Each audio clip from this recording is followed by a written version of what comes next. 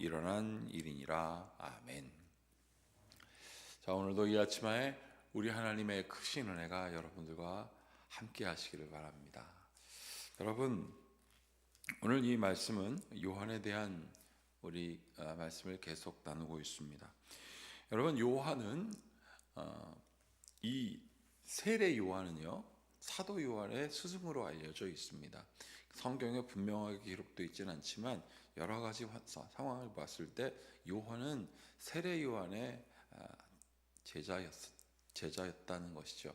그리고 그 세례 요한의 제자인 이 요한과 그리고 안드레가 예수님께 찾아와서 물었습니다. 당신이 우리가 기다리시던 메시아냐라고 말이죠. 그러면 요한은 어떤 사람이었을까요? 자기의 스승 세례 요한의 뜻과 그리고 예수님의 뜻에 대하여 모두 아는 사람이었습니다. 그래서 오늘 요한은 자기의 스승의 정체성에 대해서 분명하게 얘기해 주고 있습니다. 우리 스승이 말하길 내 뒤에 오시는 이는 어떤 이냐? 나는 물로 세례를 베풀지만 내가 베푸는 이 세례를 비교할 수 없다. 왜? 나는 그의 신발의 끈을 풀 수 없을 정도로 감당할 수 없다. 여러분, 당시 유대인들은 시장에 나갔다 오면 종이 신발의 끈을 풀어줍니다. 그리고 주인이 안으로 들어오죠. 또는 초대받은 사람이 집으로 오면 그 끈을 풀어주고 집으로 들어오게 합니다. 그리고 손을 씻을 준비를 다 해주죠. 그럼 낮은 사람이다 라는 사람입니다. 그리고 누군가를 준비하는 사람이다 라는 뜻이에요. 세례 요한은 그만큼 자기 정체성에 대해서 분명했습니다. 어떤 정체성? 겸손한 정체성. 말씀 안에 있는 정체성이 있는데 그 말씀 안에서 어떠한 정체성을 확인하냐면 겸손함입니다. 이 겸손이라는 게 뭡니까? 자기를 아는 거거든요. 세례 요한은 자기를 아는 사람이었습니다. 나는 내 뒤에 오실 그 분을 준비하는 사람이지 내가 잘나서 그분 앞에 있는 사람이 아니다는 거였어요. 그리고 요한도 그거를 잘 알고 있었습니다. 바로 사도 요한이에요. 사도 요한이 예수님과 함께 더불어 지내보니 이분은 메시아였다. 그리고 나의 스승 세례 요한은 그분을 준비하는 사람으로서 정말 겸손한 인생을 사셨고, 그 예수님, 우리 스승인 세례 요한이 준비해왔던 그 예수님은 더 겸손하셨다. 하나님이신 그가 육신을 입고 이 땅에 오셔서 저 십자가에 달려 죽기까지 하시지 않았느냐. 모진 고문을 다 당하시고 다 베푸시고 그렇게 하셨지 않느냐. 그래서 이 요한은 예수님이 이 땅에 오신 그 이유도 분명히 알았고, 그리고 예수님이 어떤 분인지 분명히 알았기 때문에 어제 우리가 말씀을 나눴던 것처럼 이 요한복음은 4복음서를 요약한 복음서다라고 우리가 알고 있는 것입니다. 자, 그런데 반면 지금 예수님을 찾아온 사람들이 있습니다. 아니, 세례 요한을 찾아온 사람들이 있습니다. 그리고 계속 묻습니다. 너 누구야? 너 누구야? 도대체 네가 누구기에 많은 사람들이 와서 네 앞에 죄를 고백하고 회개의 세례를 받느냐? 너 누구야? 네가 선지자야? 네가 엘리야야? 아니면 성경에서 말한 그 나중에 올 어떤 선지자냐? 라고 묻습니다. 그들이 누굽니까? 19절 보세요. 유대인들은 예루살렘에서 제사장들과 레위인들을 요한에게 보내어 내가 누구냐 물을 때 요한의 증언이 이러하니라 라고 하면서 요한이 자기의 정체성을 고백합니다. 나는 그리스도 아니야. 드러내고 말했다 그랬습니다. 그게 20절에도 나오고 21절에도 계속 22절에도 나옵니다. 자, 계속 보십시오. 21절 또 묻되 누구냐? 내가 엘리야냐? 이르되 나는 아니라. 또 묻되 내가 그 선지자냐? 대답하되 아니라. 또 말하되 누구냐? 우리를 보낸 이들에게 대답하라. 넌 내게 대하여 무엇이라 하느냐? 우리를 보낸 사람들에게 대답해라.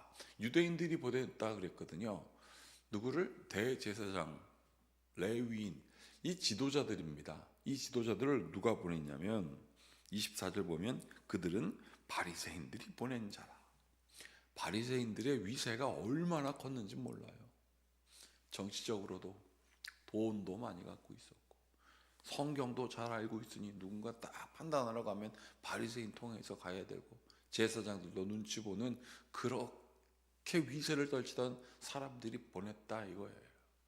여러분, 그 바리새인 중에 바리새인이었던 사도 바울이 나중에 변했다는 것은 굉장한 일이었던 것입니다. 여러분, 그때 25절 보세요. 또 물어 이르되 내가 만일 그리스도도 아니요 엘리야도 아니요 그 선지자도 아닐진데 어찌하여 세례를 베푸느냐. 너 아무것도 아니면서 왜 세례를 베푸느냐. 죄사함의 세례를 왜 네가 베푸느냐. 네가 아무것도 아니라며. 너 아무것도 아니라며. 그러니까 요한이 이렇게 대답합니다. 나는 물로 세례를 베풀거니와 너희 가운데 너희가 알지 못하는 한 사람이 있었으니. 이미 그 가운데 섰는데 니네들은 몰라. 나는 알아. 이미 여기 계신다. 27절 곧 내 뒤에 오시는 그이라 나는 그의 신발끈을 풀기도 감당하지 못하겠노라 하더라. 이것이 진짜 겸손한 고백이에요. 여러분, 오늘 설교 제목이 말씀 안에 있는 겸손한 정체성입니다. 여러분, 우리가 이 말씀을 어떻게 대해야 되겠느냐 하는 것입니다. 말씀을 우리가 어떻게 대해야 되겠느냐. 이 말씀을 듣고 이 말씀을 읽고 우리가 말씀을 보면서 우리는 어떻게 살아야 하겠느냐. 2025년을 맞이하면서 우리가 주일날 하나님의 말씀을 나누고 이제 오후에 그냥 뭐 이것저것 막 그냥 있는 것이 아니라 이제 말씀을 좀 집중해야 될 것 같습니다. 내가 일주일 동안 읽었던 말씀 가운데 은혜 받았던 것은 무엇이었고 혹은 아침 기도에 참여하였던 깨달았던 것은 무엇이었으며 오늘 설교 시간에 들었던 말씀에 깨달은 바는 무엇이었으며 그리고 또 다른 방송이나 여러 말씀을 통해서 혹 지하철에 지나가다가 본 말씀 중에서 우리가 깨달았던 것은 무엇인지 우리가 하나님의 말씀에 대해서 좀 예민하게 감지하는 그러한 2025년을 살아야 되겠어요. 내 주변에 살아계신 하나님의 말씀이 너무너무 많은데 교만해서 그게 들려지지 않는 거예요. 교만해서 하나님의 말씀을 내 뜻대로 막 해석하고 말이죠. 사랑하는 여러분, 겸손은요 하나님이 기뻐하십니다. 왜냐하면 교만은 패망의 선봉이기 때문에 그래요. 그게 잠언 16장에 기록되어 있거든요. 교만은 패망의 선봉이에요. 교만은 자기를 모르는 사람입니다. 그러니까 패망을 향하여 선봉 맨 앞에 서 있어요. 그리고 패망은 그 패망에 딱 테이프를 들고 있고 패망, 그럼 패망 들어왔는데 손 들고 내가 패망했어요, 나 1등 했어요 라고 하는 진짜 어리석은 게 교만입니다. 주님 나를 겸손하게 하시사 주님 말씀 안에 들어오게 하여 주시옵소서. 여러분, 우리가 진짜 겸손하길 원한다면 하나님의 말씀 가운데 들어가야 될 것 같습니다.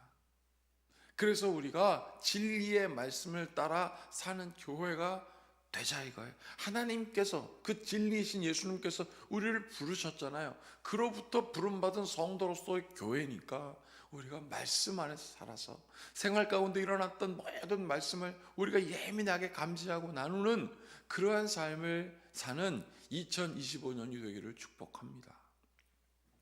여러분, 그러면서 28절의 마지막에 이렇게 기록되어 있습니다. 이 일은 세례 요한이 그 바리새인이 보냈던 그 레위인과 제사장들과 나누었던 이 일은 요한이 세례를 베풀었던 곳 요단강 건너편 베다니에서 일어난 일이다. 요단강이 어떤 물이었다고 제가 수차례 말씀드렸습니까? 하수물이었어요. 하수물. 깨끗하지 못한 곳이었습니다. 나아만 장군이 그곳에서 씻고 나면 깨끗해질 것이라는 그 말 들었을 때 막 뭐라고 그랬지 않습니까? 이 더러운 물에서 내가 씻어야 되냐고 말이죠. 그곳에서 지금 요한이 세례를 베푸는데 사람들이 오는 거예요. 그러면 이건 뭐예요? 나만의 문둥병이 깨끗하게 졌던 것처럼 우리의 죄가 다 사해졌던 것들을 기억하고 오는 거예요. 말씀 안에 거하여 오는 거예요. 그러고 그 안에 세례를 베푸는 그 요한 앞에 무릎을 꿇었고, 그리고 물속에 붕렁 들어갔다가 나옵니다. 죽었다가 다시 나오는 거예요. 그렇게 회개의 세례를 베풀었던 곳에 예수님도 서 계셨다고 오늘 성경은 기록하고 있습니다. 그리고 사도 요한은 그 스승 세례 요한의 모습을 보았고, 예수님이 그곳에서 세례를 받았던 것도 보았고, 자기 스승에게 따지고 있는 저 바리새인들의 위세도 보았던 것을 오늘 성경은 기록하고 있습니다. 사랑하는 여러분, 세례 요한은 예수 그리스도 곧 그 말씀을 기다리는, 그 말씀 안에 거하여 겸손한 사람이었다고 오늘 요한복음은 얘기하고 있습니다. 말씀 안에 겸손하여 하나님의 말씀을 기대하고 사모하고, 그래서 진리가 분명하고, 그래서 기준이 분명하여 하나님의 마음에 합한 삶을 사는 그러한 여러분들의 삶이 되기를 축복합니다. 함께 같이 기도하시겠습니다. 참으로 고맙고 감사하신 주님, 우리에게 믿음의 은사를 주셨고, 우리에게 하나님의 은혜로 살게 하신 그 은총을 다시 한번 기억합니다. 요한, 그 이름의 뜻은 하나님의 은총을 입은 자, 하나님의 자비를 입은 자라고 하였습니다. 주님, 요한이 하나님의 은총을 무엇으로 받았을까?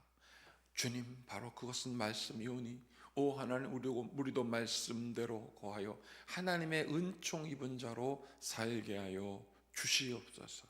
우리 주 예수 그리스도의 이름으로 기도하옵나이다. 아멘. 이제 우리 모두 함께 주님께서 가르치신 기도를 드리겠습니다. 하늘에 계신 우리 아버지, 아버지의 이름을 거룩하게 하시며 아버지의 나라가 오게 하시며 아버지의 뜻이 하늘에서와 같이 땅에서도 이루어지게 하소서. 오늘 우리에게 일용할 양식을 주시고 우리가 우리에게 잘못한 사람을 용서하여 준 것 같이 우리 죄를 용서하여 주시고 우리를 시험에 빠지지 않게 하시고 악에서 구하소서. 나라와 권능과 영광이 영원히 아버지의 것입니다. 아멘. 이제 우리 이 말씀을 마음에 깊이 새기고, 돌아오는 주는 2025년 첫 번째 주입니다. 여러분 기대하는 마음으로 우리 성도들에게 많이 알리시고, 이곳에 가득하여서 우리 50명 이상씩 모였었지 않습니까? 그거 다시 회복하고, 그리고 그래서 이 성전이 가득하여 하나님께 예배하는 목표를 우리가 세웠습니다. 그런데 저는 거기에 매이고 싶지 않아요. 하나님이 부르시는 성도들이 더욱더 많아져서 하나님의 크신 부흥이 우리 가운데 있도록, 하나님을 바라는 말씀의 부흥이, 성령의 역사가 우리에게 있도록 같이 기도해 주시길 바라겠습니다.